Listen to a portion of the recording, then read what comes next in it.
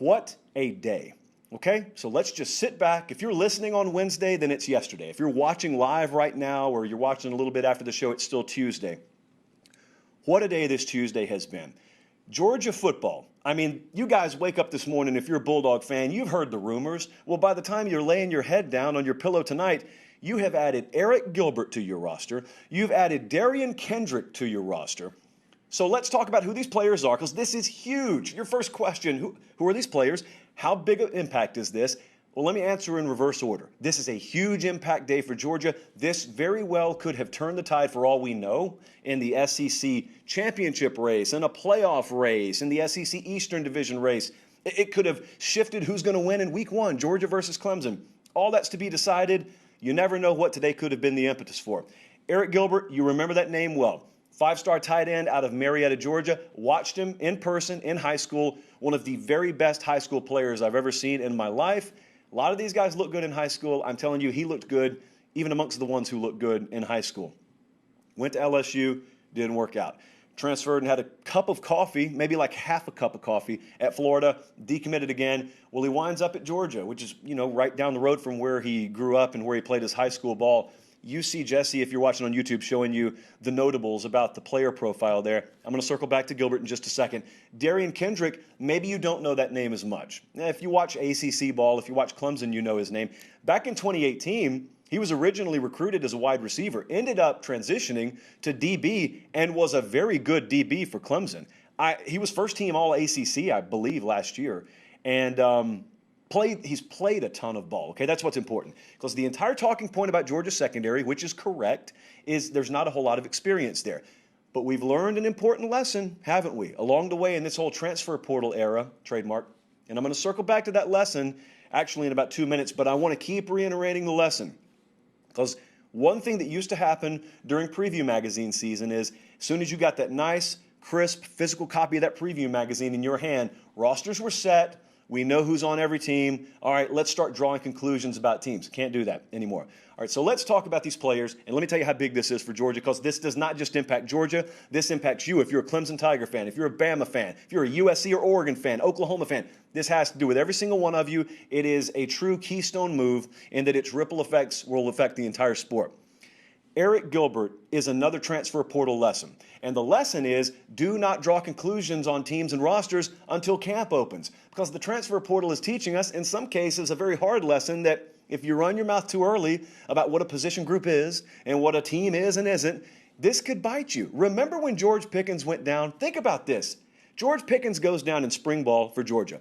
The immediate snap of the fingers reaction from a lot of people was, well, that pretty much screws them out of an opportunity to win anything of significance this year. And by significance, most of you meant a national championship. You've seen Georgia win the SEC. You've seen them go to the playoff. You're talking about being able to win a title. Well, it stands to reason they're not going to be able to do it without their number one receiver, right? Well, what were you saying then? What are you saying right now? This really is a game changer. So you may ask yourself, and you may ask me, since I'm the one talking here, you may say, Josh, I hear all that. But isn't this really an apples to oranges comparison, this whole George Pickens to Arik Gilbert deal? Because one's a wide receiver and one's a tight end. No, friend. One is a wide receiver. The other was a tight end. But if you look closely at that statement Mr. Gilbert put out today, and you listen to folks, Rusty, Jake, Kip, and the like, cover the Georgia program as well as anyone in the market, and touched on this earlier today as well, Arik Gilbert's being brought in to play wide receiver, albeit at 6'3", 245 pounds.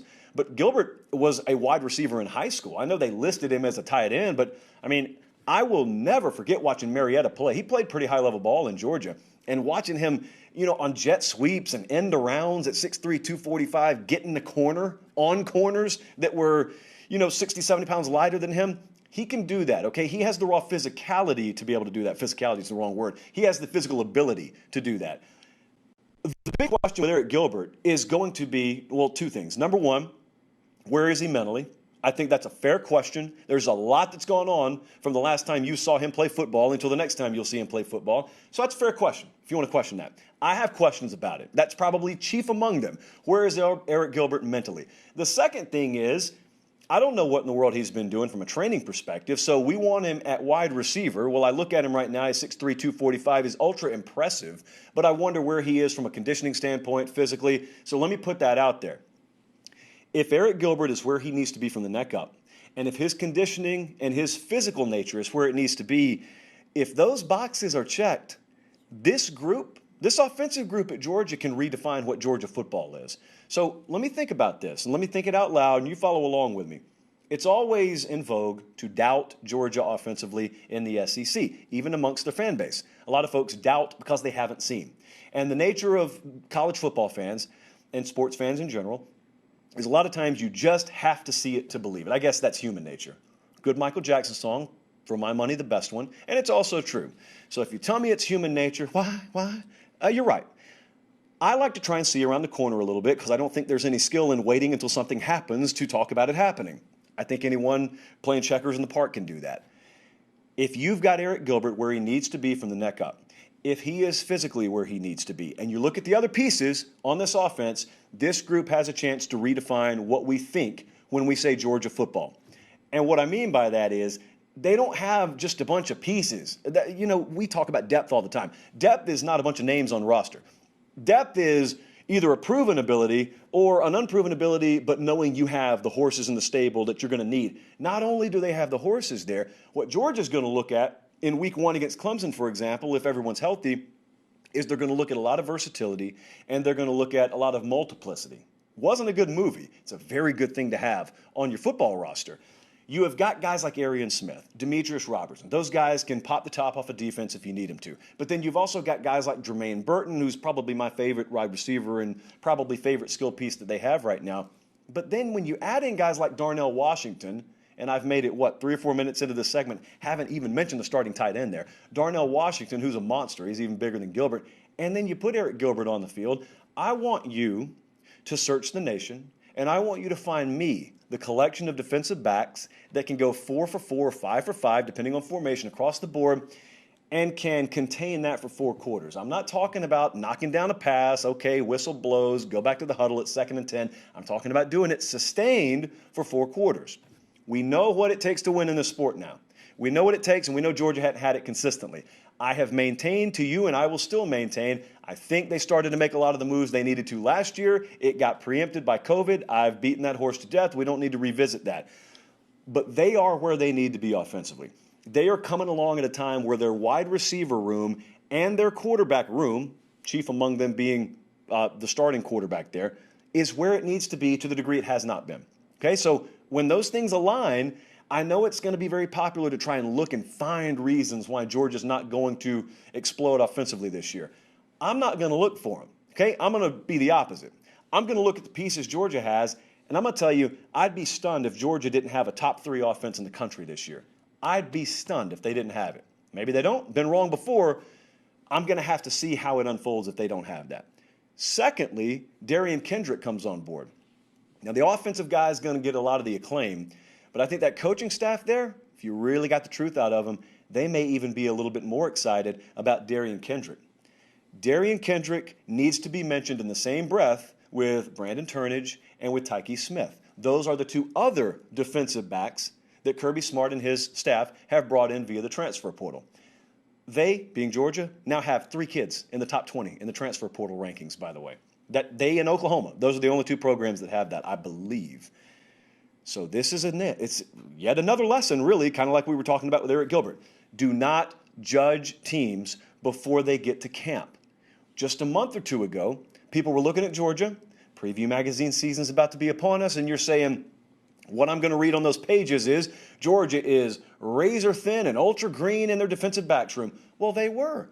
But the process wasn't over. These good staffs, they don't ever stop trying to upgrade and evaluate their roster. And so Kirby Smart, they got out of spring. Anybody who follows Georgia football knew they were about to dive into that portal head first, and they were trying to find help in that defensive backfield. They went and got Tyke Smith from West Virginia, who I think is going to be one of the more unsung heroes of the transfer portal because he was brought in to play nickel, which means they don't have to cross-train a bunch of true freshmen or first-year starters at an unfamiliar position. Secondly, they bring in Turnage, which, if nothing else, starts to add some valuable depth. And then you bring in Derion Kendrick, who's played high-level ball for a perennial national championship contender. He's been in a ton of big games. He's got a ton of reps under his belt. And so now what did we answer? Well, number one, you filled a void that was left immediately by George Pickens with Arik Gilbert. You also filled a couple of voids, and you made a room that looked like a relative weakness. Now, I'm not going to go so far as to call it the strength of the team, but it certainly isn't something that you wave a great big red flag over every time we talk about Georgia football. Is this going to put a lot of pressure on Georgia? To me, it's the dumbest storyline in America. There's pressure on every program. If you're getting paid to coach this game, let me fill you in on a little secret. If you're getting paid to do a job, period, there's going to be pressure on you. If you're being paid at the highest level, then there is going to be immense pressure on you. It's a privilege to coach under pressure. What is the alternative? Don't go pick up guys out of the transfer portal? Is the alternative don't recruit at a high level so we won't have the players to put us in position against an Alabama or an Oklahoma? Is that the alternative? It's stupid. People never think this stuff through when they say it. You know, Georgia goes out and recruits, but they don't get it done. They don't get what done? They can't run up against the greatest dynasty in the history of the sport and take them down. Shame on Georgia for not being able to do what really no one else has been able to do. Clemson's taken a couple of bites out of them. Even Clemson hasn't supplanted them. And oh, by the way, Clemson doesn't have to play in the same conference as Alabama. So what have they not done? They hadn't won a national title, and that's about it. And I remind you all, they went to overtime of a national title game.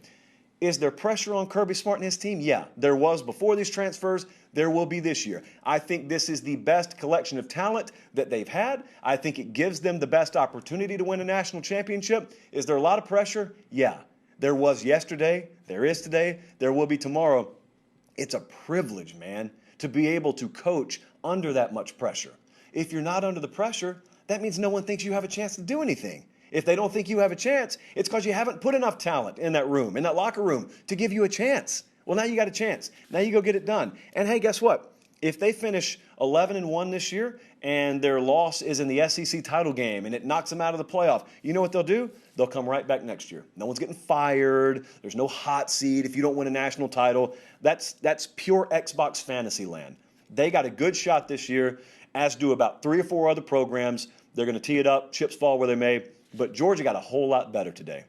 That's the takeaway. They got a whole lot better today, and they filled a couple of need positions.